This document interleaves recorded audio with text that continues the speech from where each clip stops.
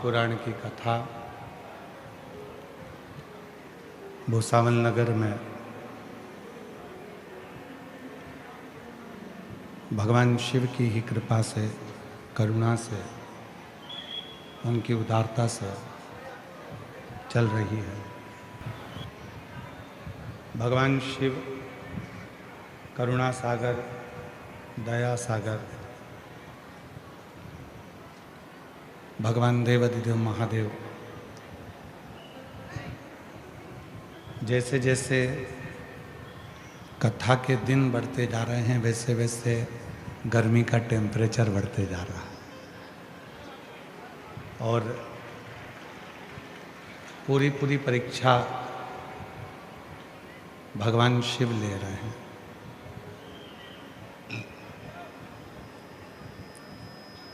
बयालीस degree temperature और उस 42 डिग्री टेम्परेचर में भी आपकी लाखों की भीड़ भगवान शिव की अविरल भक्ति को दर्शा रही है। जिन्होंने ये पवित्र पावन शिव महापुराण की कथा का दिव्य आयोजन कराकर संपूर्ण क्षेत्रवासियों को लाभान्वित किया है और ये पवित्र कथा उम्र जैसे जैसे बढ़ती है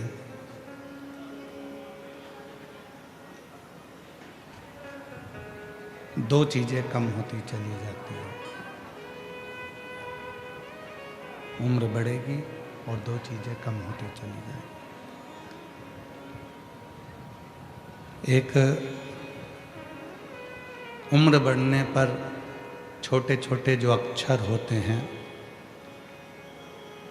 वो कम दिखते हैं।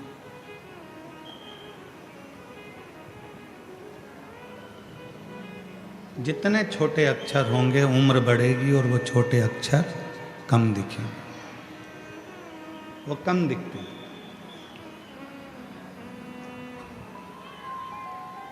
और उम्र जैसे जैसे बढ़ती है वैसे वैसे सुनाई भी कम देने लगता है,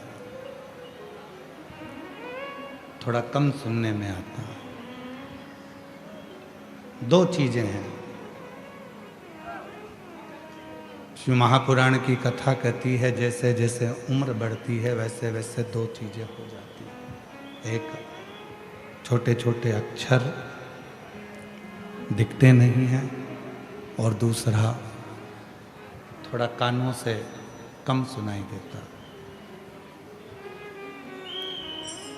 क्यों, किस लिए? और ये प्रसंग केवल आपका और हमारा नहीं है। ये प्रसंग केवल आपका और हमारे तक सीमित नहीं है। ये प्रसंग है स्वयं माता सती और भगवान शिव का। ये प्रसंग है माता सती और भगवान शंकर का।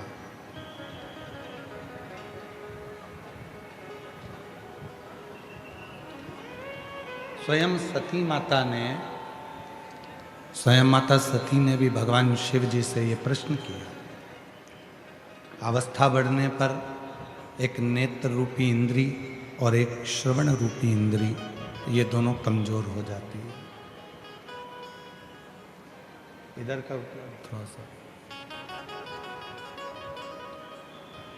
दो इंद्रियां कमजोर हो गई। दो इंद्रियां हैं, वो दोनों इंद्रियां कुछ शिथिल हो जाती है।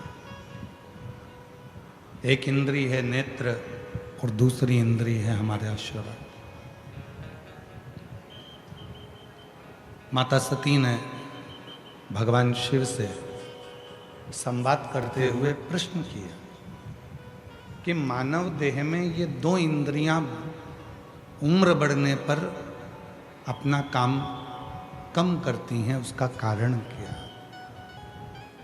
तो भगवान देवाधिदेव महादेव ने जो कहा माता सती से, सारी दुनिया को, संपूर्ण विश्व को ये बात अपने स्मरण में रखना चाहिए।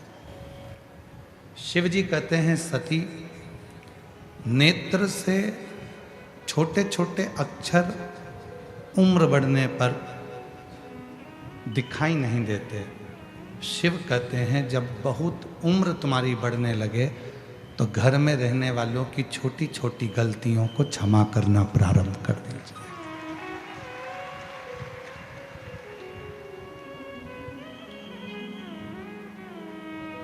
छोटी छोटी बातों को ध्यान ना दो, छोटी छोटी बातों का स्मरण ना करो, छोटी छोटी बातों का जरा मनन चिंतन ना करो। हो गया कोई छोटी मोटी गलती अगर हो गई है तो वो छोड़ो।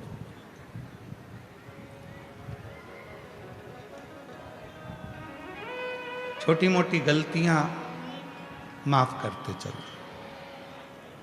और दूसरे नंबर पर बाबा देव अधिदेव महादेव कहते हैं श्रवण रूपी इंद्री। जब अब उम्र बढ़ती जाए, उधर का भाई साउंड बढ़ाओ, पीछे का पंडालों के डोम के बाहर का साउंड। दूसरे नंबर पर है श्रवण रूपी इंद्री। और श्रवण रूपी इंद्री का वर्णन करते हुए स्वयं देवाधिदेव महादेव कहते हैं सती, जब व्यक्ति की उम्र बढ़ती जाती है तो एक श्रवण रूपी जो इंद्री है वो भी थोड़ी कम सुनती है। अर्थात शिव जी कहते हैं कि व्यर्थ की बातों को ना सुनते हुए उस परमात्मा का स्मरण करो जिसने तुमको जन्म दिया, जिसने तुम्हें भेजा।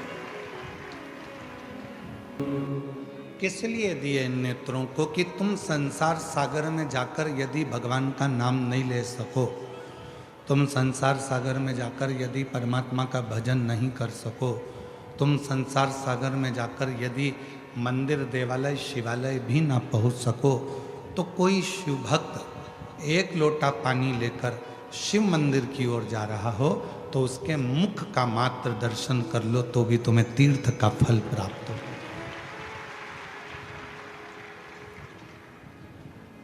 त्रिवेणी, शिव महापुराण में 3 त्रिवेणी का स्मरण किया गया। त्रिवेणी की 3 बातें कही गई शिव महापुराण। प्रयागराज कौन कौन गया है? हाथ उठाओ जरा जो प्रयागराज गए। 3 त्रिवेणी है ना वहां पे, 3 नदियां हैं। कौन कौन सी? गंगा, यमुना, सरस्वती। त्रिवेणी। संहिता का 17वां नंबर का अध्याय पढ़ो तो आपको त्रिवेणी का दर्शन करा रहे हैं वेद व्यास जी। कौन सी त्रिवेणी दिखा रहे हैं वेद व्यास जी? त्रिवेणी का दर्शन करा रहे हैं। तो कहा जो प्रयाग ना जा पाए, जो मायापुरी, कांचीपुरी, अवंतिकापुरी, काशीपुरी, जगन्नाथपुरी, जो अन्य पुरियों में भी ना पहुंच पाए, अगर वो इस त्रिवेणी का संगम करे तो उसको हजारों हजारों तीर्थों के फल प्राप्त हो जाते हैं। वो कौन सी त्रिवेणी है? तो कहा वो त्रिवेणी है, पहले नंबर पर है रुद्राक्ष, दूसरे नंबर पर है भस्म और तीसरे नंबर पर है मुख से भगवान का नाम, श्री शिवाय नमस्तु।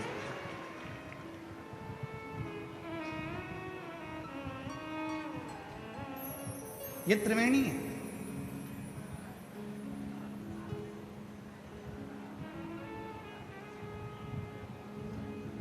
गले में रुद्राक्ष पड़ा है, मस्तक पर त्रिपुंड लगा है, त्रिपुंड भी नहीं लगा तो थोड़ा सा भस्म लगी है, शिव पे चढ़ी हुई भस्म तुमने धारण करी है, भस्म रखी है। ये वाले एसी को बंद कर दो।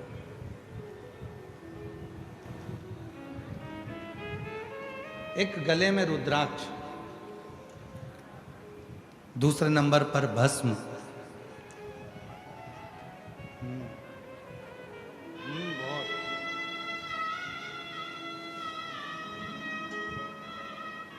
एक नंबर पर है रुद्राक्ष, दूसरे नंबर पर है भस्म।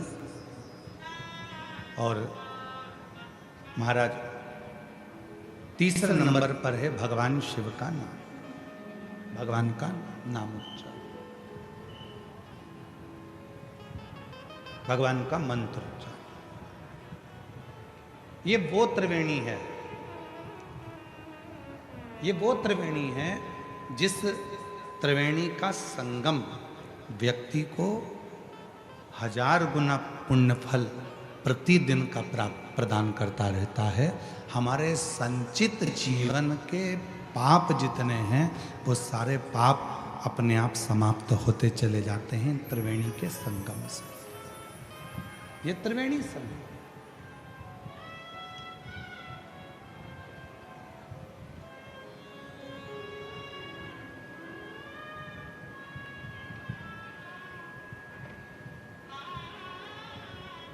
जब आप लोग, संपूर्ण दुनिया के लोग जब भगवान शंकर के मंदिर में 1 लोटा जल चढ़ाने के लिए जाते हैं तो त्रिवेणी का स्नान रोज होता है। गले में रुद्राक्ष पड़ा हुआ है, मुख से शिव जी का नाम निकल रहा है, और भगवान शंकर के मंदिर में जाकर जब हम शीश झुकाते हैं, नमन करते हैं, तो वहाँ की रज, वहाँ की भस्म, वहाँ का मिट्टी हमारे मस्तक पे लग जाती है। तो त्रिवेणी का संगम रोज प्रतिदिन इस शरीर से होता है, इस प्रतिदिन हो रहा है। अब कोई कहे कि मैं प्रयाग जाकर नहीं आया, कोई कहे कि मैंने प्रयाग का स्नान नहीं करा, कोई कहे कि मैं तीर्थ नहीं गया, कोई कहे कि मैंने ना मायापुरी गया, ना कांचीपुरी गया, ना कहीं अवंतिकापुरी गया, ना मैं कहीं मथुरापुरी, ना अयोध्यापुरी गया, मैं किसी पुरी में नहीं गया। तो शिव महापुराण की कथा कहती है, अगर तुम्हारे गले में रुद्राक्ष पड़ा हुआ है और तुम शिव जी का नाम निरंतर मुख से उच्चारण कर रहे हो और शंकर पर लगी हुई थोड़ी सी भी भस्म तुम अपने मस्तक पर लगा रहे हो, तो याद रखना कि तुम्हें सारे तीर्थों का पुण्य फल अपने घरों में ही प्राप्त हो जाए। सारे तीर्थों का फल अपने घर में ही प्राप्त हो। शिव कृपा से, भगवान शंकर की करुणा से, शिव की उदारता से प्रतिदिन त्रिवेणी का स्नान, प्रतिदिन।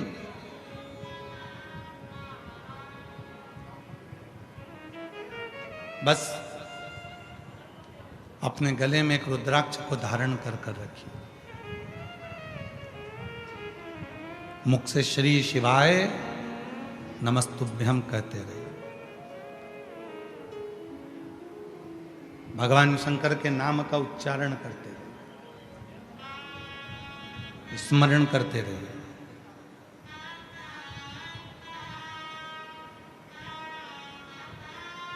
नेत्र, श्रवण, जिह्वा, शरीर की इंद्रियां, ये सब शिव को समर्पित करें। आज का व्यक्ति 1 लोटा जल लेकर मंदिर जा रहा है, आज का व्यक्ति ये शरीर लेकर मंदिर जा रहा है, पर आज का व्यक्ति मन लेकर मंदिर में नहीं पहुंच पा रहा। जिस दिन 1 लोटे जल के साथ में और ये शरीर के साथ में तुम्हारा दिल, तुम्हारा मन शंकर के शिवलिंग में लगना प्रारंभ हो जाए, समझ लेना तुम्हारा सारा दुख शिव को स्वीकार हो, शंकर भगवान ने स्वीकार कर। तुम्हारा जीवन का सारा दुख, सारी तकलीफ, सारा कष्ट शिव ने स्वीकार कर।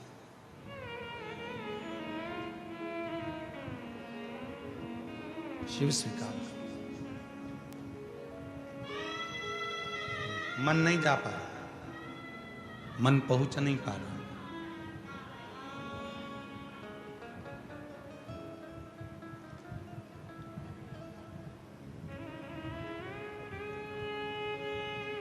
कल जब हम यहां से जा रहे थे तो हम देख रहे थे कि बहुत धूप, गर्मी, और उस धूप और गर्मी में भी लोग भगवान शंकर का गुणानुवाद श्रवण कर रहे हैं। उन्हें धूप लग रही है तो भी वो शिव की भक्ति में डूबे हुए है, शंकर की भक्ति में।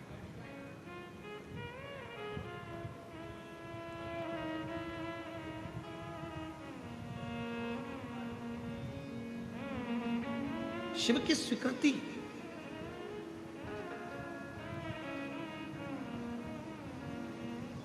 पूरा जीवन अपन ने केवल एक ही काम करा, इस शरीर को, पूरी जिंदगी अपन ने एक ही काम करा कि शरीर को शमशान के लिए तैयार किया। बादाम खाई आत्मा के लिए नहीं, शरीर के लिए।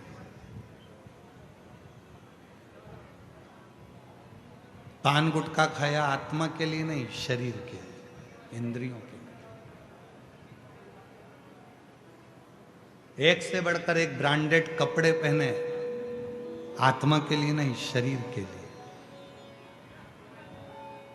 ब्यूटी पार्लर में जाकर तैयार भी हुए, आत्मा के लिए नहीं, शरीर के लिए। 100 रुपए का साबुन से नहा रहे हो, आत्मा के लिए नहीं, शरीर के लिए। 150 रुपए का क्रीम लाके लगा रहे हो, आत्मा के लिए नहीं, शरीर के लिए। जरा सा शरीर में घाव हुआ, दवाई ली, शरीर के लिए, आत्मा के लिए। कितना संभाल संभाल के शरीर को रखा, किसके लिए? शमशान के लिए। किसके लिए? इस शरीर को उस शिव तक लेकर जाने के लिए। नहीं आ रही?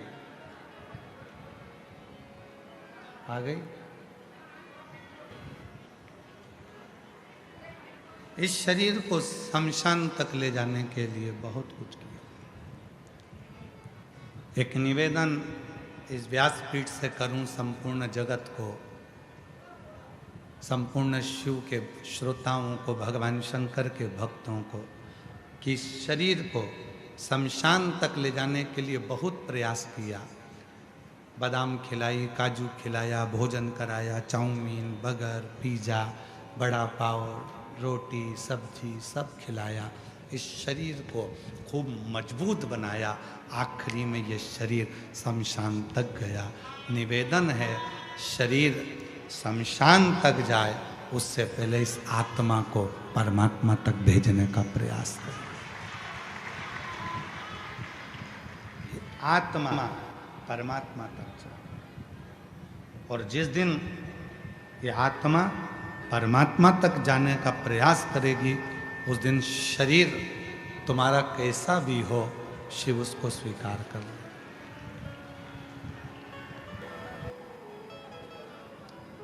शिव शरीर नहीं देख रहे हैं, शिव आत्मा, तुम्हारा चित्त, तुम्हारा मन, तुम्हारे विचार, तुम्हारी सोच देख रहे हैं।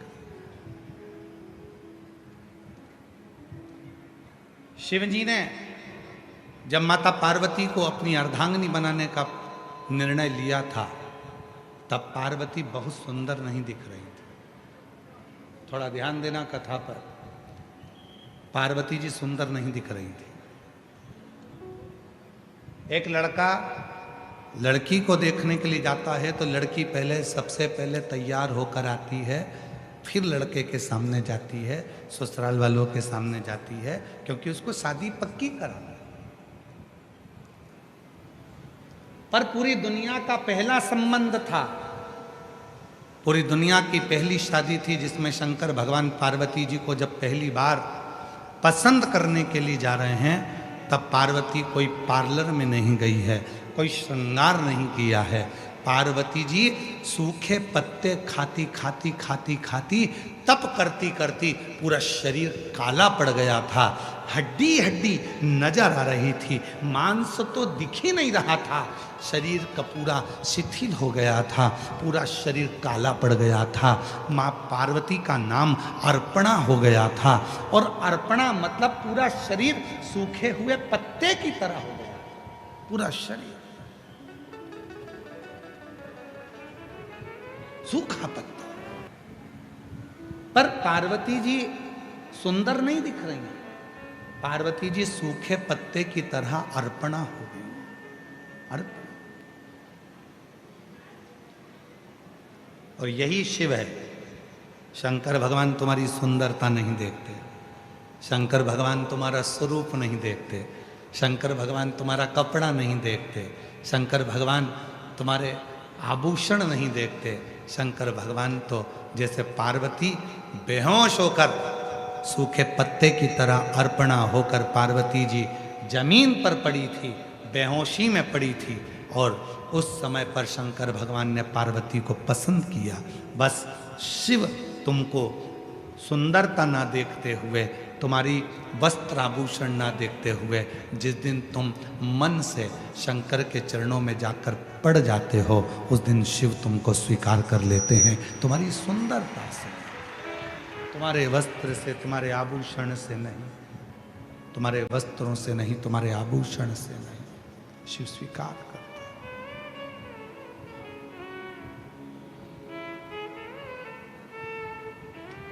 वो तुम्हारे वस्त्र या आभूषण से सुख नहीं पा रहा है।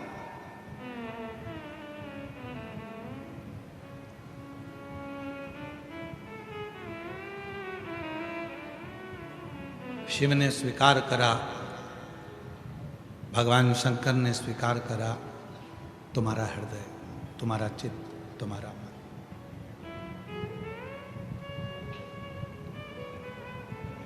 कितना बड़ा मंदिर बनाना चाहिए भगवान को रखने के लिए? शिव महापुराण में यह नहीं लिखा है, स्कंद पुराण में भी यह नहीं लिखा कि शंकर जी को बिठाने के लिए मंदिर कितना बड़ा चाहिए।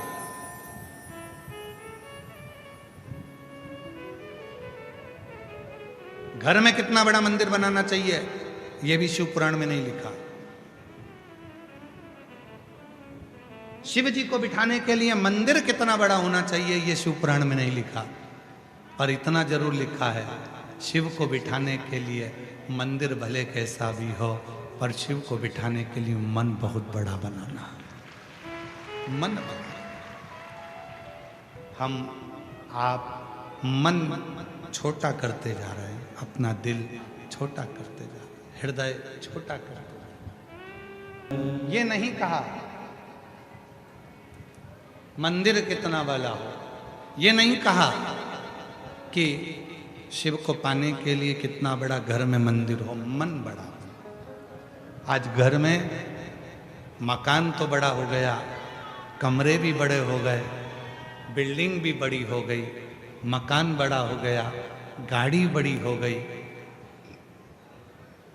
कमरे बड़े हो गए, बाथरूम बड़ा हो गया, किचन बड़ा हो गया, रसोई घर बड़ा हो गया, लॉन बड़ा हो गया, गार्डन बड़ा हो गया, हॉल बड़ा हो गया, पलंग बड़ा हो गया, भोजन करने की टेबल बड़ी हो गई। अंदाजा लगा कर देखो, तुम्हारे कमरे में जेठानी देवरानी के बच्चे आकर बैठ जाएं, ननंद के बच्चे आकर बैठ जाएं, रिश्तेदार आकर बैठ जाएं, तो घर की बहुओं का मुंह भगोने जैसा हो जाता है। हमारे कमरे में बैठे रहते हैं 24 घंटे, इनके पास कोई काम नहीं है, दूसरी जगह बैठे, बाहर जाके बैठे, सोफे पे बैठे, मेरे कमरे में बैठे रहेंगे। मन छोटा हो गया। पहले मन बड़ा था, कोई भी आए, कहीं पर भी बैठे, पूरा घर सबका है, सबका बंगला है, सबका कमरा है, बड़े प्रेम से। मन छोटा हो गया, मन छोटा,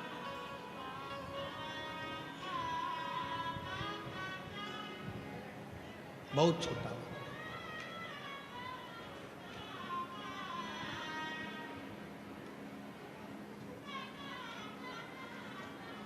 एक निवेदन हम करना चाहेंगे, यहाँ पर जो लोग अंदर पानी बांट रहे हैं उनसे हमारा निवेदन है, आप लोगों से करबद्ध निवेदन करें, जो अंदर बैठे हैं उनको पंखों की हवा लग रही है, पर जो धूप में बैठे हैं आपके पानी की ज़रूरत उनको है। आप पानी, जो धूप में बैठे हैं, पंडालों के बाहर बैठे हुए हैं, टेंटों में बैठे हुए हैं, आपसे निवेदन है, अंदर वालों आपके पास पानी है कि नहीं है? जम के बोलो जरा, ठीक है, कोई दिक्कत तो नहीं है? अगर आपके पास में है, ज़्यादा भी भर लोगे तो घर जाते जाते फेंकोगे, इसलिए बाहर धूप में बहुत लोग बैठे हुए हैं, जो अंदर पानी दे रहे हैं उनसे निवेदन है, जो छाता लगा लगा कर बैठे हैं, छोटे छोटे बच्चे उनके पास में हैं, उनकी बॉटल उन भरो, उनको पानी दो, अंदर के लिए छोड़ दो।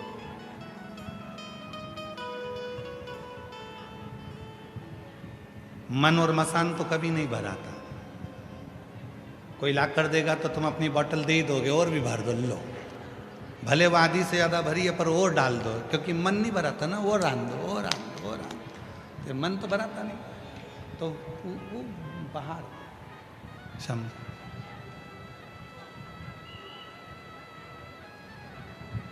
शिव कथा करे, भगवान शंकर का चरित्र कह रहा है।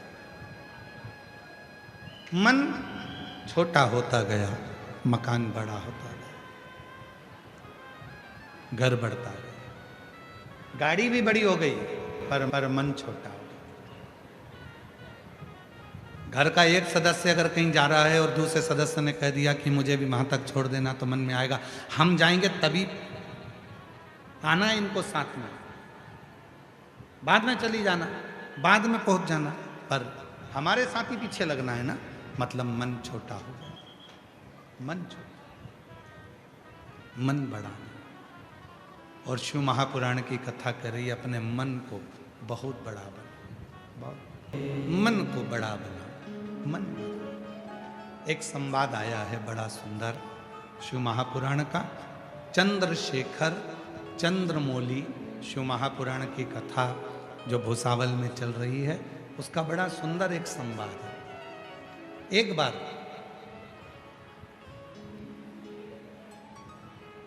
मां आद्य शक्ति, मां दुर्गा, मां भवानी, मां पार्वती जी और शिव जी के साथ में मां आद्य शक्ति, मां जगत जननी दुर्गा भवानी जब 12 ज्योतिर्लिंग का स्मरण करने के लिए महाकाल वन में गई, महाकाल वन में जाने के बाद में फिर नंदन वन में गई, नंदन। और भ्रमण करते करते करते करते जब माता पार्वती जी नंदन वन में पहुंची, काशी में पहुंची, और काशी में पहुंचने के बाद में माँ आद्य शक्ति दुर्गा भवानी माँ गंगा के तट पर बैठी, और बैठने के बाद में कुछ देर बाद माँ आद्य शक्ति माँ पार्वती का ध्यान चंद्रमा की ओर गया, चंद्र की ओर।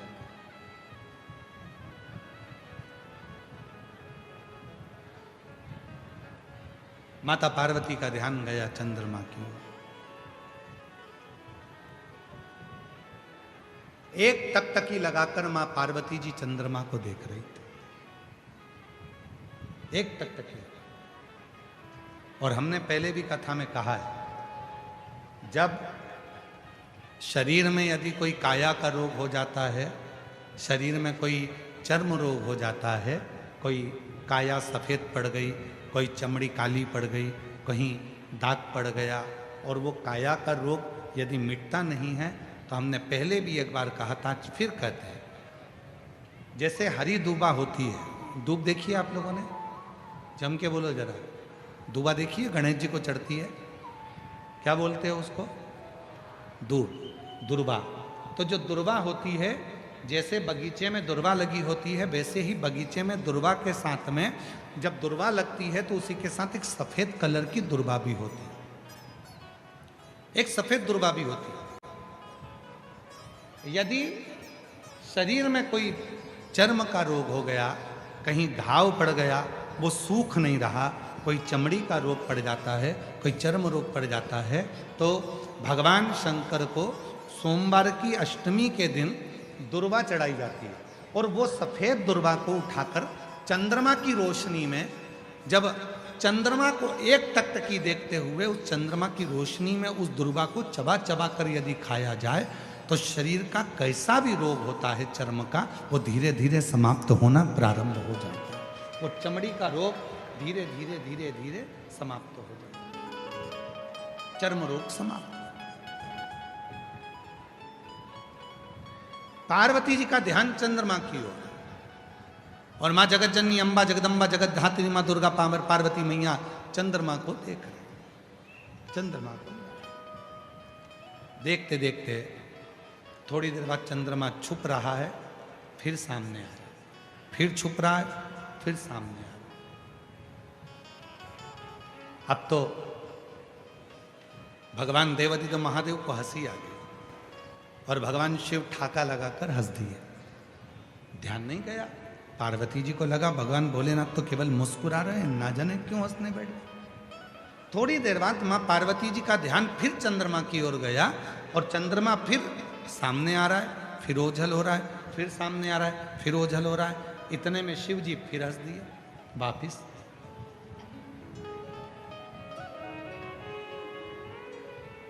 भगवान शंकर फिर मुस्कुरा दिए। पार्वती जी से अब रहा नहीं गया और माता पार्वती जी ने पूछा, बाबा एक बात कहेंगे प्रभु? शिव जी ने पूछा, क्या? मैं चंद्रमा को देख रही हूं, चंद्रमा को मैं एक केंद्रित होकर देख रही हूं, एक टकटकी लगाकर देख रही हूं और चंद्रमा बीच बीच में ओझल हो जाता है और आप मुझे देखकर, चंद्रमा को देखकर मुस्कुरा रहे हो, हंस रहे हो, ठाका लगा रहे हो। शिव जी ने कहा, पार्वती मेरे हंसने का केवल एक कारण है, ये चंद्रमा जिसको तू देख रही है और जो ओझल हो रहा है, ये चंद्रमा ओझल नहीं होता, पर इस चंद्रमा के भीतर थोड़ा सा अभिमान प्रकट हो गया। इस चंद्रमा के भीतर थोड़ी सी अभिमतता प्रकट हो गई और वो अभिमान, वो अभिमतता कोई साधारण नहीं है।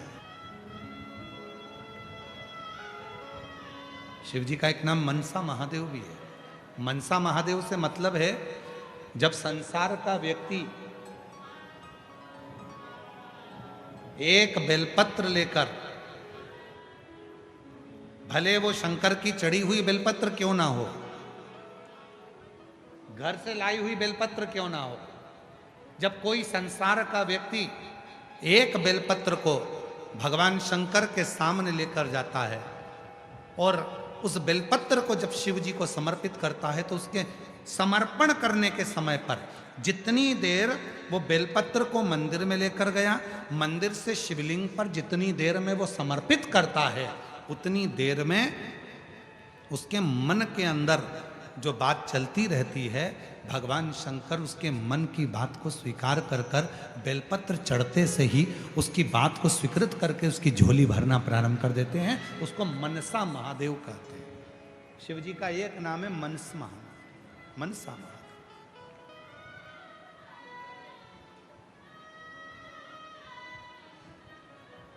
ये इधर भुसावल का तो हमको नहीं मालूम, परंतु जो निमाड़ी साइड है मध्य प्रदेश में, धार, राजगढ़, मंदसौर, नीमच, अलीराजपुर, जो निमाड़ का हिस्सा है, वहां पर माताएं मनसा महादेव का पूजन भी करती हैं और मनसा महादेव का व्रत भी करती हैं।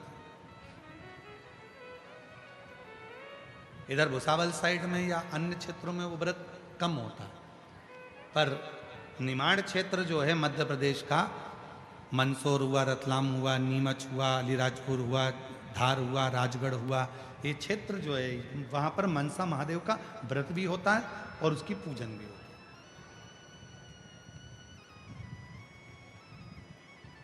मनसा और मनसा महादेव की पूजन का एक विधान और वर्णन किया गया है महाराज। यदि आप लोगों को बाजार में किताब मिले मनसा महादेव की, तो आप ले सकते हैं, उसमें एक विधान आप उसमें पढ़ सकते हैं कि मनसा महादेव में 7 बेलपत्र,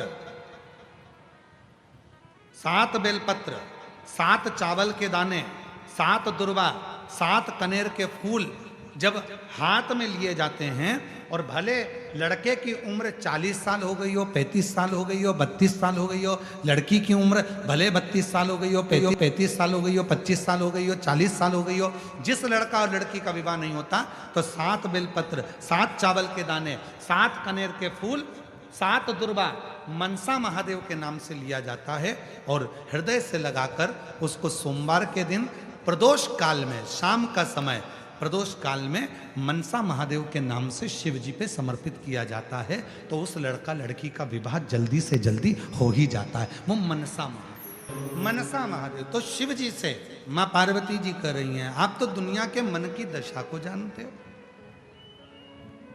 आप बताओ ना कि चंद्रमा क्यों छुप रहा है? आप तो मनसा महादेव हो, आप बताओ चंद्रमा क्यों छुप रहा है?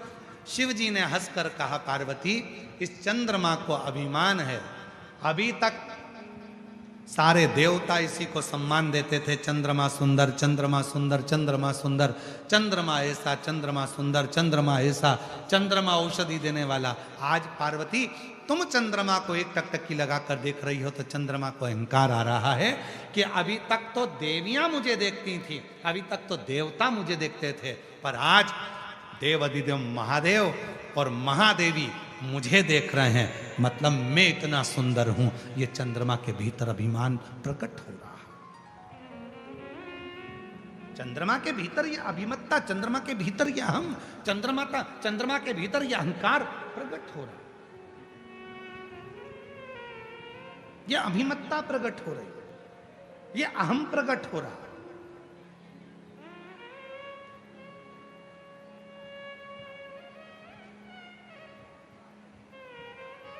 और शिवजी कह रहे हैं पार्वती ये अहंकार चंद्रमा का केवल आज का नहीं है।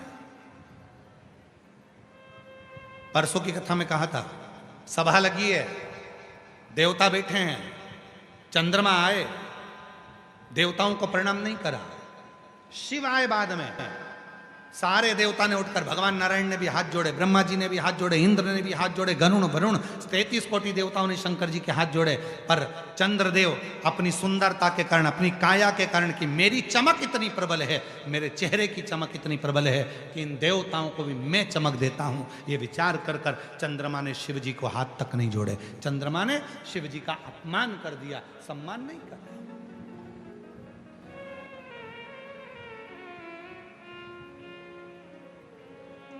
पार्वती ये आज का नहीं है, ये पुराना है, पुराना। और निवेदन है, बाबा भोलेनाथ जी से कहते रहना, हमारे घर में गाड़ी देना पर अभिमान मत देना, हमारे घर में बंगला देना पर अभिमान मत देना, हमारे घर में फैक्ट्री देना पर अभिमान मत देना, हमारे घर में नौकर चाकर देना पर अभिमान मत देना, हमारे घर में धन दौलत देना पर अभिमान मत देना। क्यों? क्योंकि जब व्यक्ति के धन बढ़ता है, सत्ता बढ़ती है, वैभव बढ़ता है, प्रतिष्ठा बढ़ती है, दौलत बढ़ती है, वैभव बढ़ता है, तो अभिमान भी बढ़ता है। और जब अभिमान बढ़ता है तो एक ना एक दिन वो अभिमान व्यक्ति के सारे धन, वैभव, दौलत, संपदा, सत्ता सबको ले जाकर नीचे पटक देता है। वो अभिमान,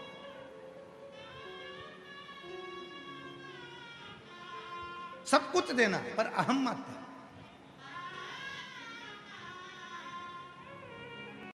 अहंकार मत है। इसीलिए हम शिव महापुराण की कथा में जितने भी यजमानों के यहाँ कथा करने के लिए जाते हैं, हम उन यजमानों से एक ही बात कहते हैं कि कथा यजमान नहीं करा रहा है, कथा स्वयं शिव करा रहा है। इसलिए जितने दिन तक यजमान पत्नी के साथ में बैठता है कथा सुनने के लिए, उतने दिन तक शंकर पार्वती उस यजमान के रूप में कथा को श्रवण करने के लिए बैठते हैं। ये हम कहते हैं। और हम तो यहाँ भी कहेंगे, श्री रतन जी को, श्री विजय जी को, श्री अजय जी को और उनकी धर्म पत्नियों को भी कहेंगे, पूरे भोई परिवार को कहेंगे कि आप इस कथा के मुख्य यजमान हैं। बाबा ने कृपा कर कर आपका हाथ पकड़कर आपको कथा के यजमान बनाया है। आप साधारण नहीं हैं, शंकर और पार्वती के रूप में आप बैठकर कथा को करवा रहे हैं। आप सहज नहीं। अगर कोई श्रीमद् भागवत कथा होती तो राजा परीक्षित करा लेते, रामचरितमानस की कथा होती तो काशी के नरेश करा लेते, पर शिव महापुराण की कथा का कोई यजमान नहीं होता। शिव महापुराण की कथा का तो केवल एक यजमान होता है और वो देवाधिदेव महादेव। जो यजमान भी बैठा है तो वो भी शिव का अंश, शिव का अंश, कोई दूसरा। और जब आप और हम कथा को श्रवण करने के लिए बैठते हैं तो आपसे भी निवेदन है, कितना भी धन तुम्हारे यहाँ हो, कितना भी वैभव तुम्हारे यहाँ हो, कितनी भी सत्ता तुम्हारे यहाँ हो, कितना भी बड़ा मकान तुम्हारे यहाँ हो, कितनी भी गाड़ियाँ तुम्हारे यहाँ हो, पर जब कथा में आकर बैठो तो तुम्हारे मन में बस इतना भाव होना चाहिए कि मुझे तो भगवान की कथा श्रवण करना है और मुझे भोलेनाथ जी से बात करना है। जिस समय पर बाबा स्तुति करेंगे, श्री शिवाय नमस्तुभ्यम बोला जाएगा, तब मैं भी अपने बाबा से अपने मन की बात करूं। बस मेरे शिव से मुझे चर्चा करना है, शिव से बात करना है। वैभव, धन, दौलत, संपदा सब एक और, मैं शिव की शरणागति में आई। और जब व्यक्ति ये विचार कर कर कि मुझे केवल शंकर से मतलब है, मुझे केवल शिव से मतलब है, मुझे केवल कथा से मतलब है, तो व्यक्ति भटकता। एक पत्र है, अच्छा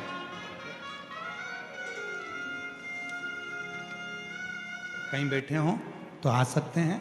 आपने जो पत्र भेजा है उसके आगे का जो एक पृष्ठ आपने लगाया है वो समझने का है, बड़ा सुंदर है, आप सब समझेंगे इसको, बड़ा सुंदर है। देखिए ये बनाइए घड़ी, दिख रही है सबको? जम के तो बोलो,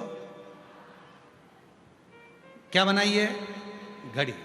इसमें एक बड़ा कांटा है, फिर एक उससे छोटा कांटा है, फिर एक उससे छोटा कांटा है। कितने कांटे हैं?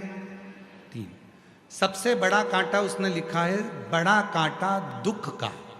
कौन सा कांटा है? दुख का। छोटा कांटा सुख का। कौन सा कांटा है? सुख का। और सबसे छोटा कांटा उसमें लिखा है, जो सबसे छोटा कांटा है वो शिव का। कौन सा कांटा है? शिव का। अब जरा समझिएगा, सबसे बड़ा कांटा दुख का, ठीक है, चलता है, बड़ा है, दुख बड़ा होता है हमेशा, चलता रहता है, चलता रहता है, खसकता रहता है। पर ये जो छोटा कांटा है, जो बिल्कुल राइट टाइम बताता है, बिल्कुल राइट टाइम बताता है, ये है सुख का कांटा। जब ये कांटा पूरा घूम लेता है तब जाकर वो कांटा थोड़ा खसक लेता है। दुख जब पूरा निचोड़ लेता है तब जाकर सुख का कांटा आगे बढ़ता है। पर सुख के कांटे पर ध्यान देने से पहले जो सबसे छोटा कांटा है वो शिव का कांटा है। वो छोटा सा कांटा हर सेकंड में भ्रमण करता रहता है, करता रहता है, घूमता रहता है, घूमता रहता है। वो कांटा प्रेरणा देता है कि तुम जितनी बार बन सके शिव को भजो, तो एक दिन ये दुख का कांटा अपनी जगह पर रह जाएगा और सुख का कांटा एक जगह पर आनंद के साथ। ये सुख का। अब पत्र देखिए, बाबा एक लोटा जल का मैं क्या वर्णन करूं। 8 साल से मेरे घर में संतान नहीं था। मैंने IVF करवाया, डॉक्टरों का इलाज करवाया, फिर भी मेरे यहाँ संतान का सुख नहीं आया। तब सीहोर गई, वहाँ कुबेरेश्वर धाम पर रुद्राक्ष महोत्सव के समय पर रुद्राक्ष लिया, कंकर शंकर की पूजन करी। वापस आते ही आकोला में शिव महापुराण की कथा हुई, उसमें सेवा में लग गई। शिव पुराण की कथा की सेवा में लगी। साथ ही हमने 1000 लीटर पानी बाबा की कृपा से वितरण भी किया। और बाबा की ऐसी कृपा हुई गुरुदेव, 3 जून 2024 को बाबा की कृपा से मेरे घर में पुत्र रत्न की प्राप्ति हो गई। जहां IVF से भी संतान ना हुई तो पुत्र रत्न की प्राप्ति हुई। कहीं बैठे हो तो आ सकते हैं। पत्र देखिए, बड़े सुंदर सुंदर है।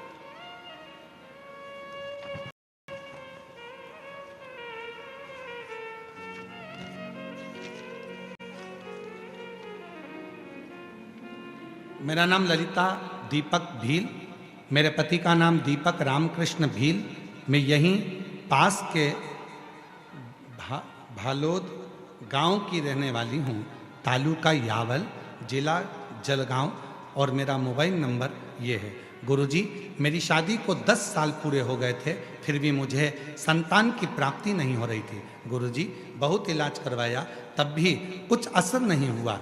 गुरुजी, लोग बातें बनाते थे, ताना मारते थे। गुरुजी, मुझे मेरी मोहल्ले की दीदी ने बताया, हम बरहानपुर में कथा सुनने के लिए जा पहुँचे। बरहानपुर के पंडाल में कथा सुनी और बाबा की कृपा से जब कथा श्रवण करी और वहाँ की मिट्टी को गर्भ से लगाया, बाबा की कृपा से वहाँ से आने के बाद सीहोर भी गई बाबा से विनय करने, और बाबा की कृपा से 9 मई 2024 को मेरे घर में बाबा की कृपा से 10 साल के बाद में पुत्र रत्न की प्राप्ति हुई। कहीं बैठी हो तो आ सकती हैं। जलगांव जिला गांव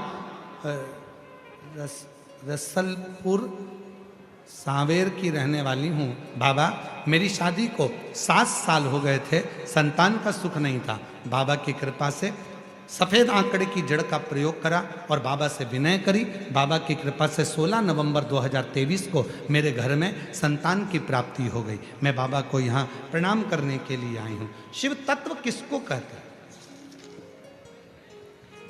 एक पत्र और देखिए। मेरा नाम सारिका मुकेश चौधरी, जलगांव की रहने वाली हूँ। मेरा मोबाइल नंबर ये है बाबा। बखान क्या करूं, बाबा ने हमें इतना दिया कि शब्दों में बयान करना सकती। मेरी शादी को 11 साल बीत चुके थे, परंतु संतान का सुख नहीं था। तब डॉक्टरों का भी इलाज करवाया पर संतान का सुख नहीं आया। ज्योतिषियों के पास भी दिखाया, परंतु सबने मना कर दिया था कि आपके नसीब में संतान सुख है ही नहीं। तब 2022 से आपकी शिव महापुराण की कथा टीवी पर सुनना चालू कर दिया।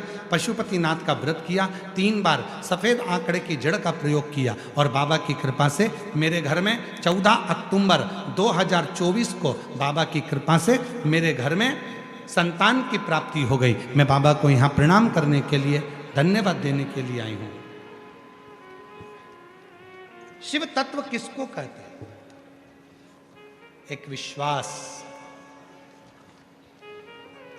एक भरोसा, एक दृढ़ता जब भीतर होती है तो शिव की प्राप्ति। शिव शिव है।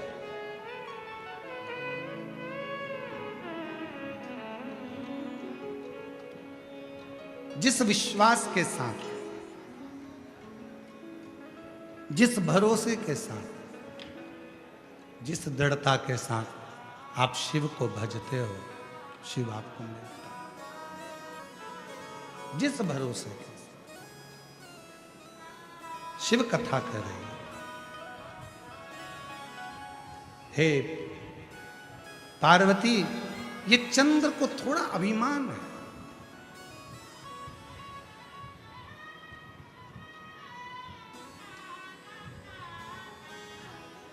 जब व्यक्ति बहुत ऊंचाइयों पर पहुंचता है, थोड़ी उन्नति की ओर बढ़ता है, तो उसको थोड़ी अभिमतता आ जाती है, थोड़ा अहम। पर शिव महापुराण की कथा कहती है, जिसने अभिमान का त्याग करता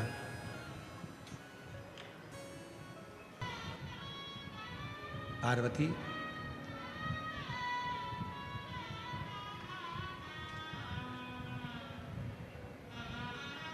सभा लगी हुई थी। उस सभा में चंद्रदेव ने मेरा अपमान करा था, पर मुझे उसके अपमान से मुझे कोई फर्क नहीं पड़ता। उसके अपमान से मुझे कोई दिक्कत नहीं है। और पार्वती आज फिर पुनः वापिस, इस चंद्र को बड़ा अभिमान है, चंद्र को अहंकार है।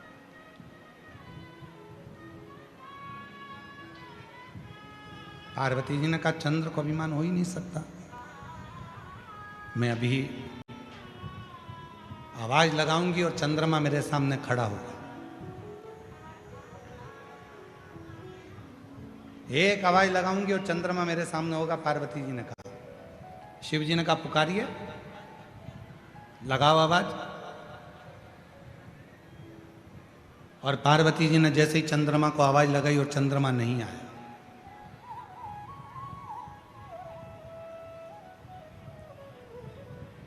फिर पुनः पार्वती जी ने आवाज लगाई, चंद्रमा नहीं आया।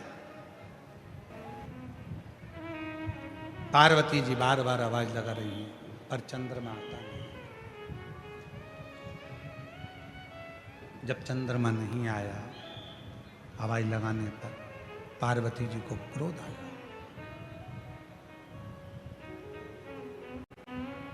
चंद्रमा, मैं तुझे पुकार रही हूं और तू आ नहीं रहा। मुझे लगता है कि तेरे भीतर थोड़ी सी अभिमान, अहंकार समाहित हो गए और तू उस अभिमान के कारणवश मेरे करीब में नहीं आ। कोई बात जा, एक दिन ऐसा आएगा चंद्रमा, और ये बात कल भी कथा में कही थी और परसों भी कथा में कही थी कि किसी को अपशब्द मत, किसी को आड़ा टेढ़ा मत कहो। अहंकार में फूलकर आप किसी को ऐसा शब्द मत कहो कि कल उसकी जरूरत पड़े और आपको फोन लगाना पड़े, बात करना पड़े, और वो व्यक्ति फिर बात का स्मरण करे कि इसने तो मुझे आक्षेप लगाया था, अपशब्द कहा था, ताने दिए थे, गाली दी थी, आड़ा टेढ़ा बोला था, और उसी व्यक्ति की जरूरत तुमको पड़ गई ना। वाणी ऐसी बोलिए जो मन का आपा खोए, जो मन का आपा खोए, ऐसी वाणी होना चाहिए। हृदय से बोलो, प्रेम से बोलो, स्नेह वश बोलो। पवित्र कथा वर्णन कर रही है, शिव महापुराण की कथा कर रही है, शिव कथा कर रही है, भगवान शंकर का पवित्र चरित्र कह रहा है।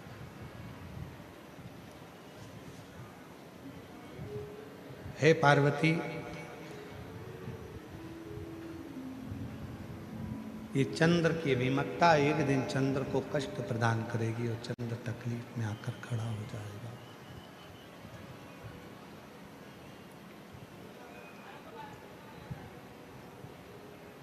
पार्वती जी ने बुलाया, चंद्र नहीं आया, फिर बोला, फिर भी नहीं आया। 7 बार माता पार्वती जी ने चंद्रदेव को बुलाया, पर चंद्र नहीं आया।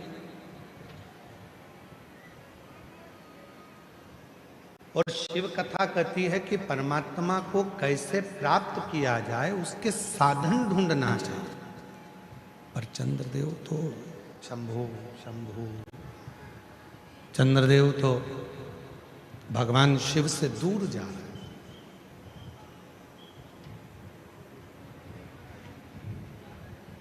ध्यान रखें, घड़ी कहीं खो गई है तो हम उसको ढूंढते हैं, खोजते हैं। मोबाइल कहीं रखा गया तो हम उसको खोजते हैं, हम उसको ढूंढते हैं, हम उसको खोजने का प्रयास करते हैं। भगवान शंकर के मंदिर में एक लोटा जल चढ़ाने आप नहीं पहुंच पाए, उस दिन अपने विचारों को खोजना कि आखिर मैंने भगवान की कौन सी अवज्ञा कर दी, कौन सा अपमान कर दिया, आखिर मेरे इस शरीर से कौन सा पाप हो गया जिसके कारणवश मेरे भगवान शंकर के मंदिर में, मेरे शिव के दरवाजे पर मेरा जाना नहीं हुआ। मैं भगवान शंकर के मंदिर तक नहीं पहुंच पाया, मैं शिव के मंदिर तक नहीं जा पाया, मैं शिव को एक लोटा जल समर्पित नहीं कर पाया। कौन सी अक्ल?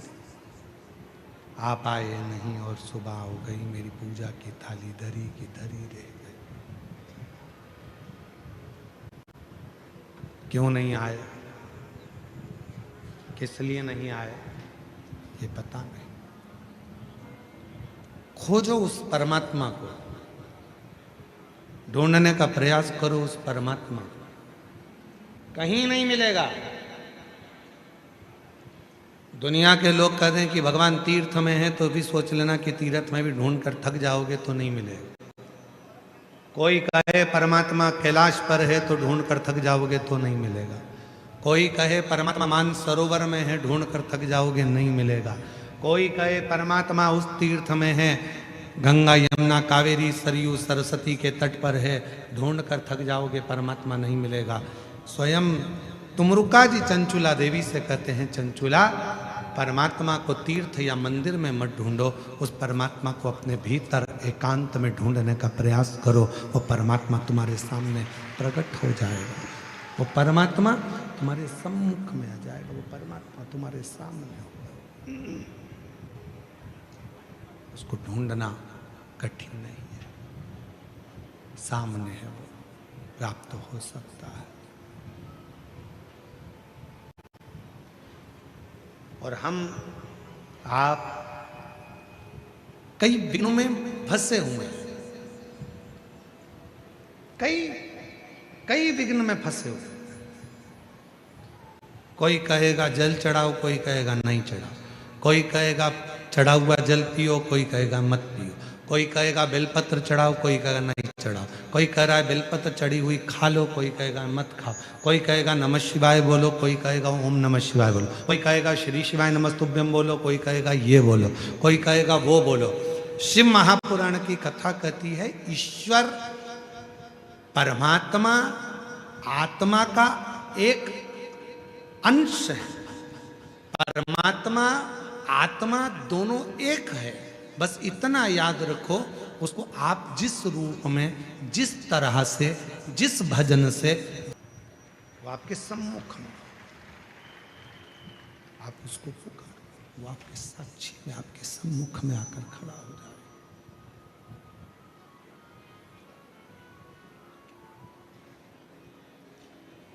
वो एक लाइन, अरे भाई पूरे राष्ट्र को प्रेरणा देता है महाराष्ट्र, पूरे राष्ट्र को प्रेरणा देता है महाराष्ट्र, और महाराष्ट्र में भी हरि विठ्ठल की वो भूमि पंढरपुर वो प्रेरणा देती है कि अपने माँ बाप की सेवा पौंडलिक कर रहे थे, हरि विठ्ठल बाहर खड़े थे, मेरा दर्शन कर ले। और पौंडलिक कहते हैं मेरे माँ बाप की सेवा के बाद आऊंगा। भगवान कमर पर हाथ रखकर खड़े हो गए। कहा कीचड़ है, पौंडलिक ने खटिया के नीचे से एक ईंट उठाकर फेंक दी, और फेंक दी, और हरि से कहा, भगवान श्री हरि से कहा इस पे खड़े हो जाओ। भगवान उस पौंडलिक के इंतजार में खड़े हैं, इंतजार। अब बताओ पौंडलिक ने कौन सी पूजन करी? अब बताओ पौंडलिक ने कौन सा मंत्र जपा था? पौंडलिक ने कौन सी पूजन करी थी? पौंडलिक ने कौन सा अनुष्ठान करा था? पौंडलिक ने कौन सा अभिषेक करा था? पौंडलिक ने कौन सा अनुष्ठान, कौन सी पूजन, कौन सी अर्चना, कौन सी साधना पौंडलिक करे? कौन सी साधना करे, कौन सी पूजन करे हैं पौंडलिक? कोई पूजन, कोई साधना, कोई पूजन। गला पकड़ रहा है बेटा माई। कोई पूजन, कोई साधना पौंडलिक ने नहीं करी। पौंडलिक ने तो केवल इतना सुना था कि सेवा करो, और शिव महापुराण भी तो वही कर रही है, सेवा करो। मंदिर जाओ तो झाड़ू लगा दो, निर्माल्य उठाकर विसर्जन कर दो, कथा में आओ तो किसी को पानी पिला दो, किसी का मुख झूठा करा दो, सेवा ही तो है।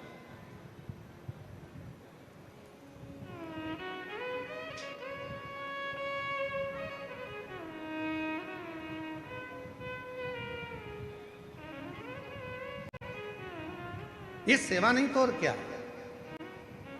और मिलता है, सेवा का फल जरूर मिलता है। सेवा करो तो मेवा मिले रे,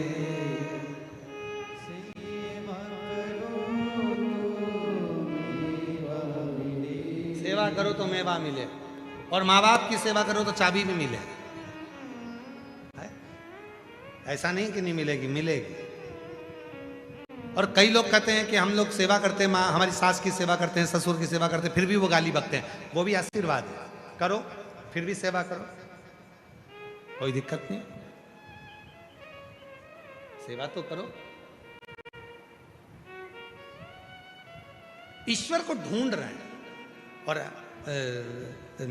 वो ईश्वर कहा, एक गांव के लोगों ने चंदा इकट्ठा करा, और गांव के लोगों ने चंदा इकट्ठा करके सोचा कि गांव में मंदिर बनाते हैं, मंदिर बनाओ, ठीक है। सारे गांव के लोगों ने चंदा इकट्ठा करा, घर घर से लिया, पूरा गांव एकजुट, पूरा गांव एक था, सारे गांव से चंदा इकट्ठा होकर मंदिर बना। मंदिर बना तो विचार करा इसमें मूर्ति किसकी बिठाए? मंदिर तो बन गया, मूर्ति किसकी बिठाई? तो किसी ने कहा राम जी की मूर्ति बिठा दो। गांव के लोगों ने विचार करा मूर्ति ऐसे भगवान की बिठाना कि 7 जात का आदमी, पूरा दुनिया का लोग, पूरे गांव का लोग एक ही मंदिर में जाकर पूजन करे, एक ही मंदिर में जाकर दर्शन करे, तो ऐसे भगवान की मूर्ति बिठाओ। तो किसी ने कहा राम जी की बिठा दो। राम जी की बिठाई। अब जितने राम जी वाले थे वो मंदिर जाए, बाकी का कोई मंदिर नहीं जाए। गांव के लोगों ने विचार करा कि बड़ी मुश्किल से तो मंदिर बना और हमारा गांव तो टूट गया, राम जी वाले जा रहे हैं, बाकी का कोई जाता ही नहीं।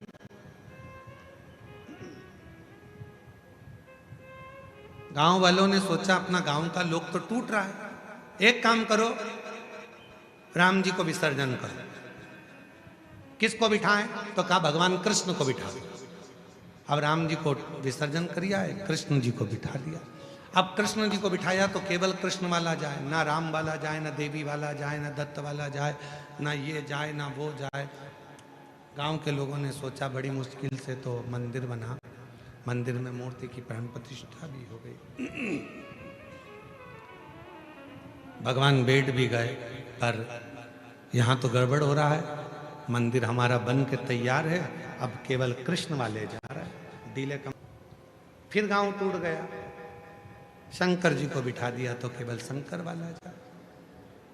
गांव के लोगों ने सोचा अपना गांव का लोग तो टूट रहा है, एक ही जाजम पर बैठे, एक ही मंदिर में सब जाए, एक ही देवता का पूजन करे, ऐसा अपना गांव होना चाहिए। तो कोई बट रहे हैं तो एक काम करो, मंदिर में ताला लगा दो, कोई महाराज आएगा, कोई संत से पूछेंगे, फिर भगवान को बिठाएंगे कि अपना गांव पूरा एक जगह पर बैठे। मंदिर में लगा दिया ताला, मंदिर पड़ा खाली। 6 साल निकल गए, 6 साल बाद उस गांव में एक संत आया और गांव के लोगों ने संत से जाकर निवेदन करा, संत से जाकर प्रार्थना करी, बाबा जी हमारे गांव के लोगों ने चंदा इकट्ठा करा, मंदिर बनवाया, 7 जात का आदमी एक ही मंदिर में जाए वो बताओ। राम जी बिठाए थे तो राम वाला जाता है, कृष्ण जी बिठाए तो कृष्ण वाला जाता है, देवी जी बिठाओ तो देवी वाला जाता है, शिव जी बिठाओ तो शिव वाला जाता है। पूरा गांव का लोग एक ही जगह पर जाकर बैठे तो कौन से भगवान को बिठाए मंदिर में। संत ने कहा एक काम करो, मंदिर तोड़ दो, होटल बना दो। मंदिर तोड़ दो, होटल बना। तो पूछा आप संत हो और संत होकर ऐसी बात करते हो? सत्य कह रहा हूं, आज इंसान को इतना तोड़ दिया गया है धर्म के नाम पर, आज इंसान को इतना तोड़ दिया गया है जाति के नाम पर, आज इतना इंसान को तोड़ दिया है समाज के नाम पर, आज इंसान को इतना तोड़ दिया है भगवान के नाम पर कि लोगों ने अपने अपने भगवान को बांट लिया है और लोग एक जगह पर बैठने को तैयार नहीं है। आज का इंसान एक होटल में आज का इंसान 7 जात का आदमी एक होटल में खाना पसंद करेगा, पर 7 जात का आदमी एक मंदिर में जाना पसंद नहीं करेगा। आज का इंसान ऐसा।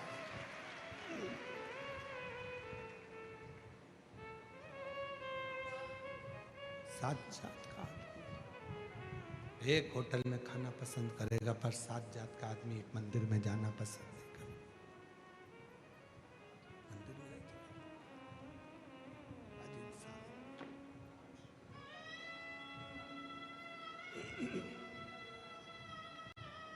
कितना बटेगा, कितना बांटोगे, कितना विभाजित करोगे?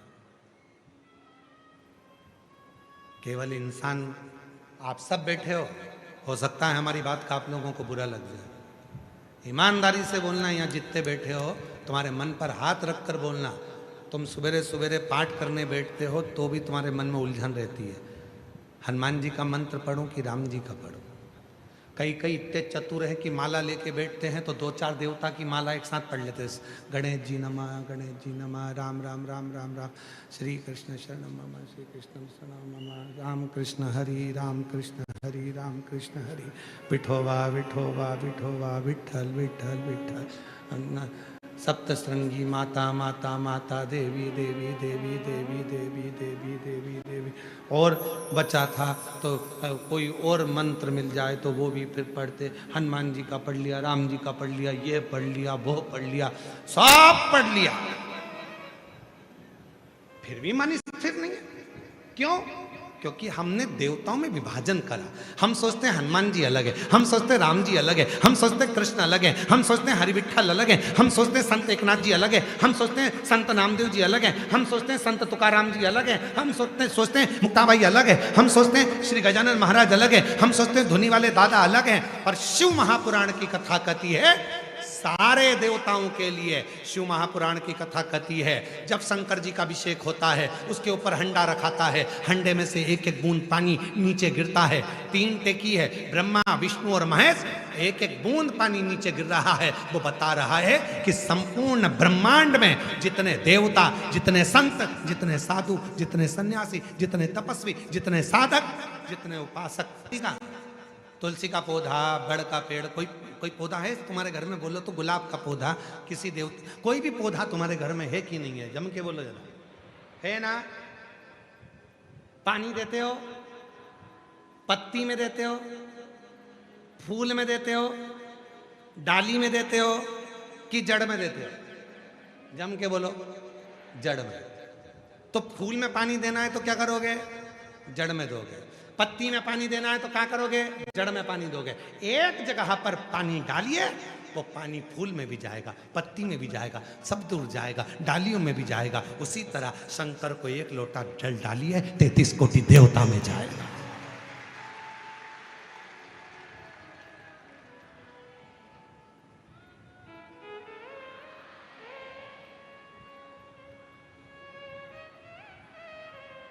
एक महाराज,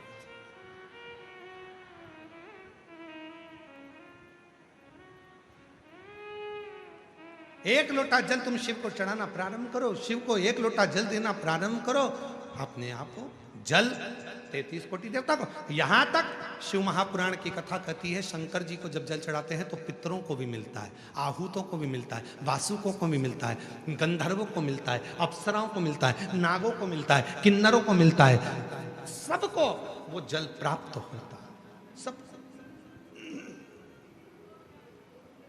सबको प्राप्त,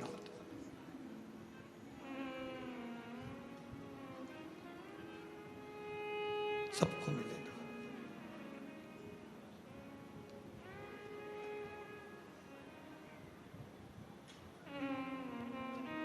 वो कहते ना, तुमनी सगड़े एक गड़वा पानी टाकता का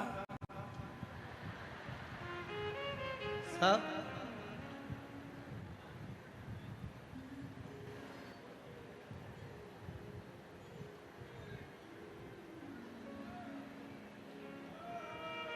और निश्चित है, निश्चित है, जब एक लोटा जल स्वयं छत्रपति वीर शिवाजी अपनी मां जीजाबाई के कहने पर चढ़ाते थे तो सारा मराठा एक हो जाता था।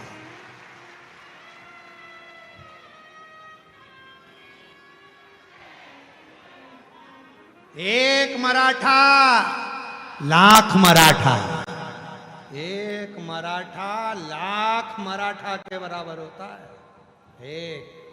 और भगवान देवाधिदेव महादेव की आराधना साधना, छत्रपति वीर शिवाजी अपनी जीजाबाई के साथ में जब जाते थे बाल्यावस्था में, माँ उनके हाथ में एक लोटा जल पकड़ाकर छत्रपति वीर शिवाजी को आगे कर कर कहती थी, शिवा जल चढ़ा।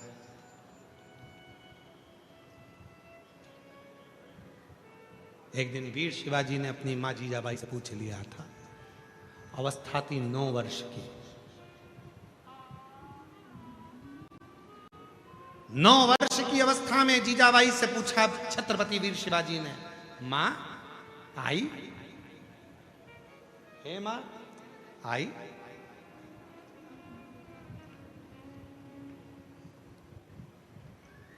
शिव को हम जब जल चढ़ाते हैं तो शिव हमको क्या देते हैं?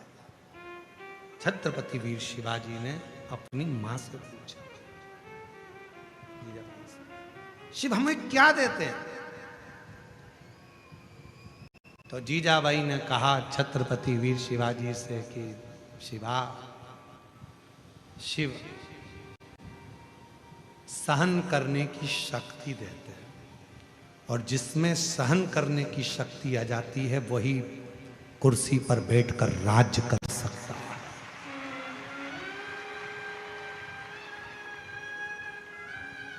जिसमें सहन करने की शक्ति आ जाती है वही कुर्सी पर बैठकर राज्य करता है। सहन शक्ति जिसमें नहीं होती वो राज्य नहीं कर सकता। उठाकर देखिए, आज के समय में हमारे भारत देश के प्रधानमंत्री जी को कितने कितने शब्द बोले जाते हैं, कितने कितने ताने दिए जाते हैं। तपस्वियों को, साधकों को, उपासकों को, संतों को, किसको किसको नहीं अपशब्द कहे?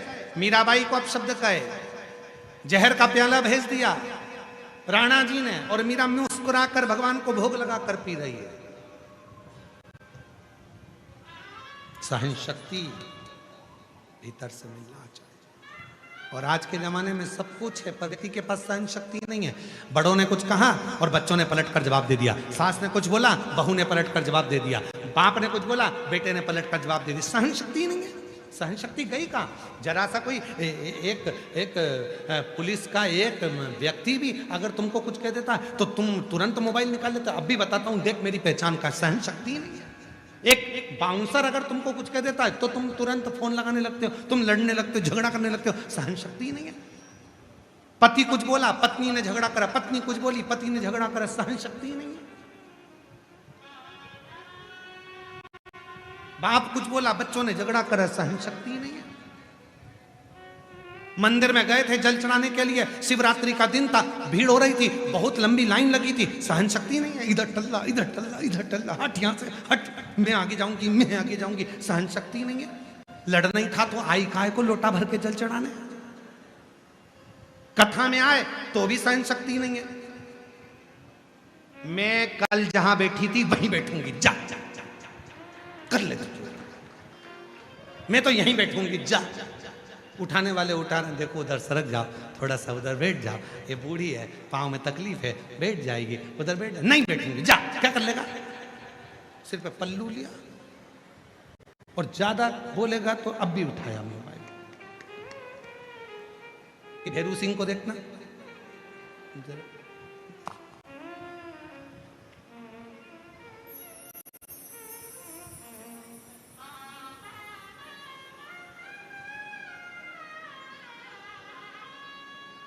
मेरी जीजियों,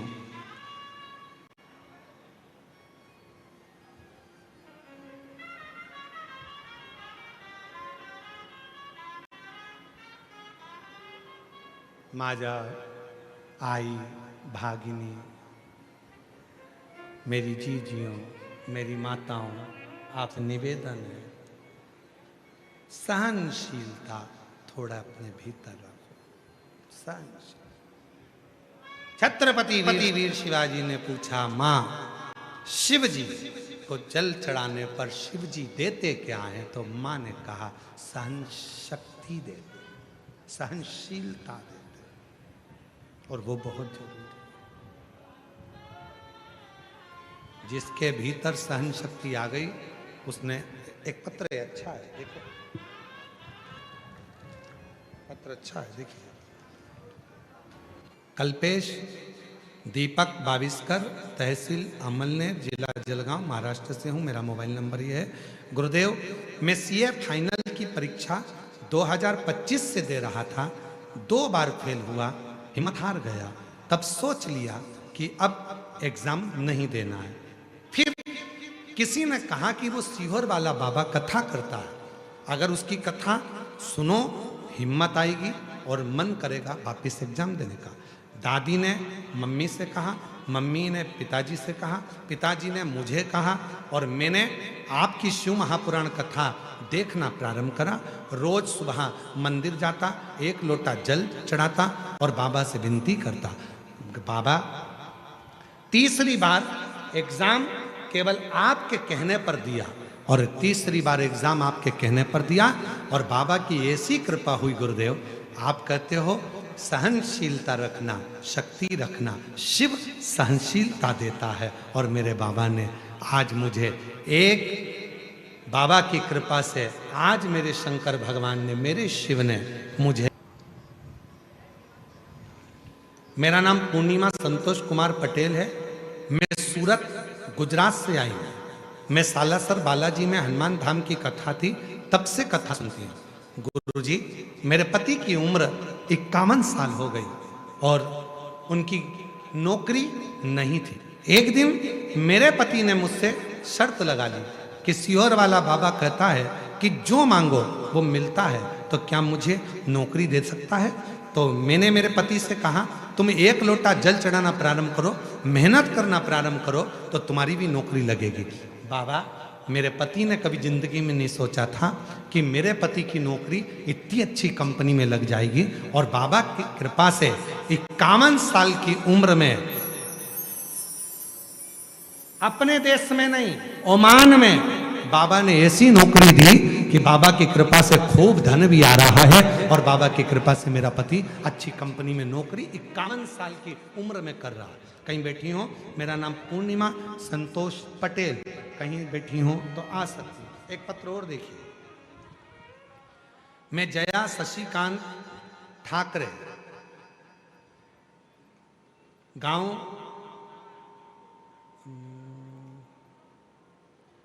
गांव चोखड़ है कि चोरवड़ है? चोरवड़, गांव चोरवड़, तहसील भोसावल, जिला जलगांव। गुरुजी सादर प्रणाम। मैं यह पत्र बहुत श्रद्धा और खुशी के साथ लिख रही हूँ। कई वर्षों से हमारे यहाँ संतान नहीं थी। 19 साल हो गए थे, संतान का सुख नहीं था। 19 साल तक संतान नहीं हुई, हिम्मत हार चुके थे, पूरा परिवार टूट चुका था कि अब मैं कभी मां नहीं बन सकती। फिर किसी ने कहा सियोर वाला बाबा कथा करता है, उसके पंडाल में जाकर बैठो, वहां की मिट्टी को गर्भ से लगाओ, सफेद आंकड़े की जड़ का प्रयोग करो, पशुपति नाथ का व्रत करो। मैंने वही की वही करा। 4 बार उपवास किए, 2 बार सीहोर चली गई, कंकर शंकर की पूजन करी और बाबा की कृपा से मेरे घर में 2 कंकर 2 बार जाने से आए और बाबा की कृपा से मुझे संतान 19 साल के बाद जुड़वा बच्चे हुए, एक लड़का एक लड़की। बाबा की कृपा से 19 साल के बाद मेरे घर में आए। जिनका ऐसी कृपा करो, आपकी कृपा बस बनी रहे पूरा जीवन, पूरा जीवन। विश्वास, भरोसा, दृढ़ता, सहनशीलता ये मिले।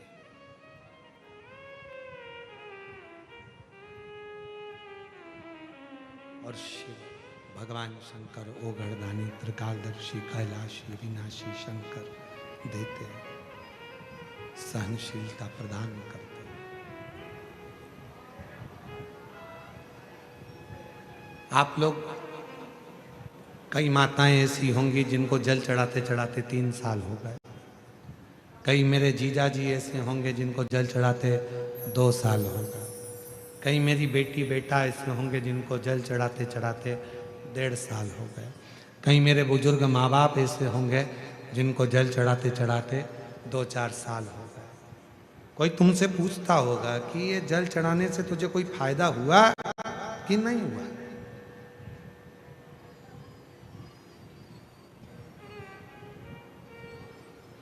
आपके मुख से आवाज निकलती होगी, भैया जब से चढ़ा रही हो, जब से तो बाबा की कृपा है। किसी के आगे हाथ नहीं फैलाना पड़ता, व्यवस्था बाबा कर देता है, खुद कर, खुद।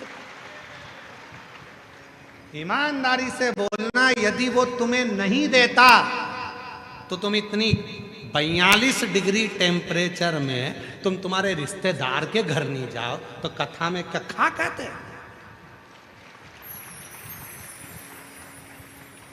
उसने दिया है, तुम्हारी झोली खुशियों से भरी है, इसलिए तुम 42 डिग्री टेम्परेचर में भी पार्किंग में गाड़ी खड़ी कर कर पैदल पैदल सिर पे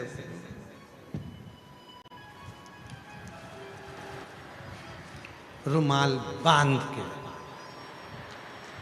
रुमाल सिर रुमाल बांध के और बाजू में छोरा छोरी को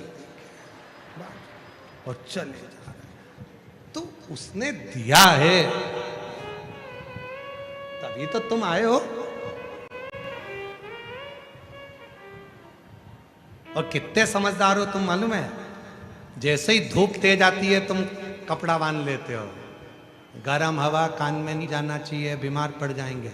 उसी तरह गलत बातें दिमाग में नहीं जाना चाहिए, मन बीमार पड़ जाएगा।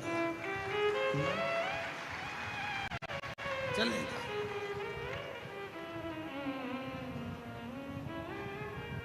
बांधा और चल। 42 डिग्री टेम्परेचर में भी अगर आप शिव महापुराण की कथा में जा रहे हो तो ये कोई साधारण नहीं है। दुनिया के लोगों को प्रेरणा है कि उस शंकर ने इनकी झोली में कुछ ना कुछ दिया है और आगे भी देगा, आगे भी देगा।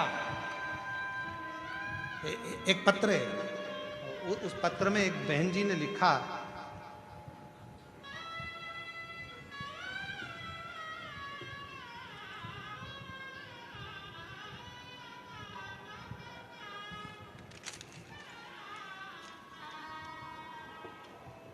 मैं संजय कुमार होतीलाल अग्रवाल, रामपेट वरण गांव, तहसील भुसावल, जिला जलगांव का निवासी हूँ।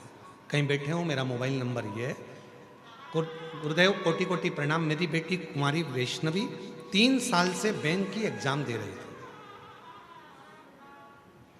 3 साल से बैंक की एग्जाम दे रही थी, लेकिन यश नहीं मिल रहा था।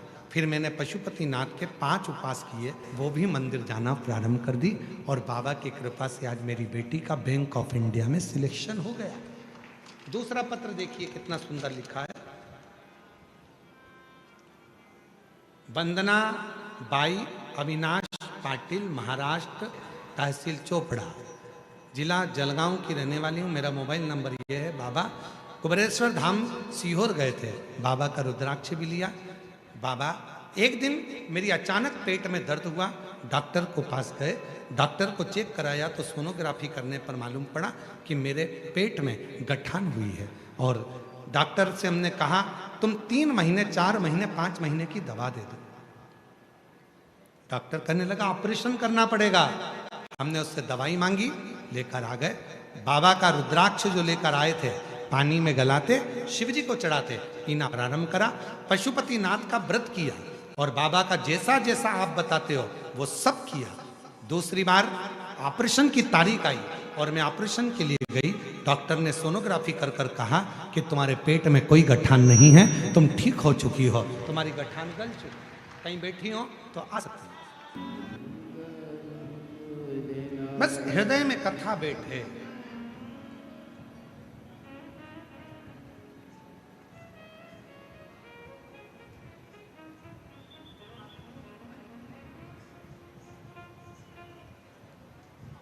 थोड़ी भी कथा यदि तुम्हारी चित्त वृत्ति में बैठ रही है तो तुम्हें सुख प्रदान करे। सुख। कथा समझ में तो आती है ना तुम लोगों को? जम के तो बोलो। बैठती वो मराठी में बोलते हैं, तुमला कथा समझाईला एत आहे का? समझ में तो आती है ना थोड़ी बहुत? बस ठीक है।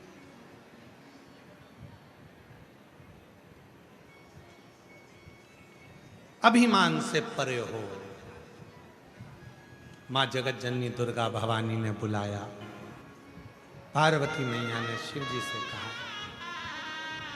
यदि ये चंद्रमा इतना अभिमान में डूबा है तो इसको भोगना तो पड़ेगा। जब व्यक्ति अभिमत्ता में डूबता है, अभिमान की ओर आगे बढ़ता है, तो उसको कष्ट तो भोगना ही पड़ता है। शिव महापुराण की कथा में वर्णन आता है कि चंद्रमा पार्वती जी के बुलाने पर भी जब नहीं गया, तब एक दिन चंद्रमा स्वयं रोग से ग्रसित हुआ। स्वयं रोग से ग्रसित। और जब चंद्रमा रोग से ग्रसित हो जाता है, उसको याद आता है कि मैंने जगत जननी जगदम्बा अम्बा पार्वती के बुलाने पर भी मैं नहीं पहुंचा, क्योंकि मेरे भीतर अभिमान था, मेरे भीतर अहंकार था। कई लोग ऐसे हैं जो अभिमानवश भगवान के मंदिर तक नहीं जाते।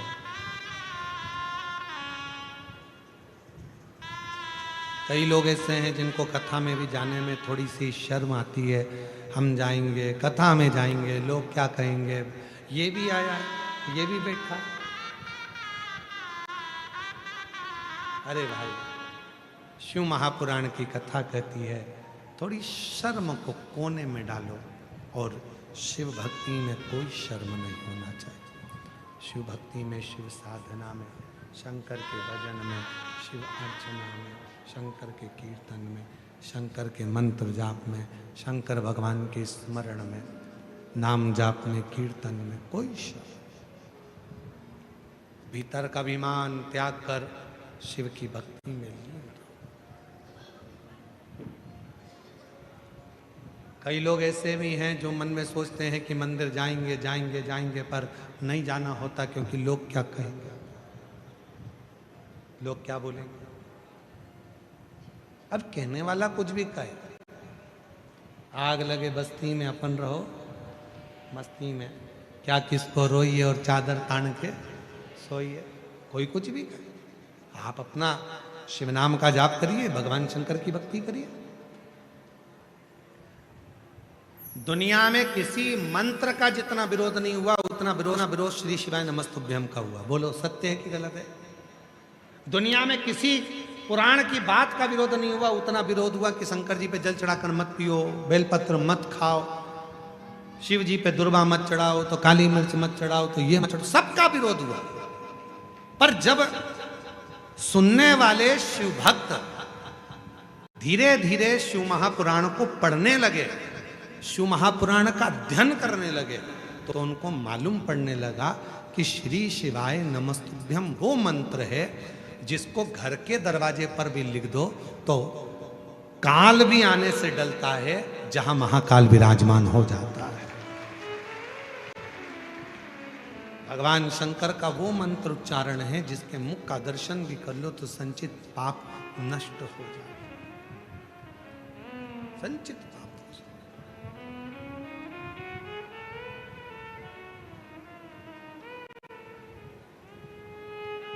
श्री शिवाय नमस्तुभ्यं। माँ पार्वती जी के पास में जब चंद्र रोग से ग्रसित हुए तो सबसे पहले माँ जगत जननी के पास जाकर प्रार्थना करी और माँ जगत जननी दुर्गा भवानी ने चंद्र को ज्ञान उपदेश देकर स्वयं चंद्रमा को अपने मस्तक पर माँ आद्य शक्ति ने धारण करा। स्वयं माँ पार्वती चंद्र घंटा के रूप में विराजमान हुई।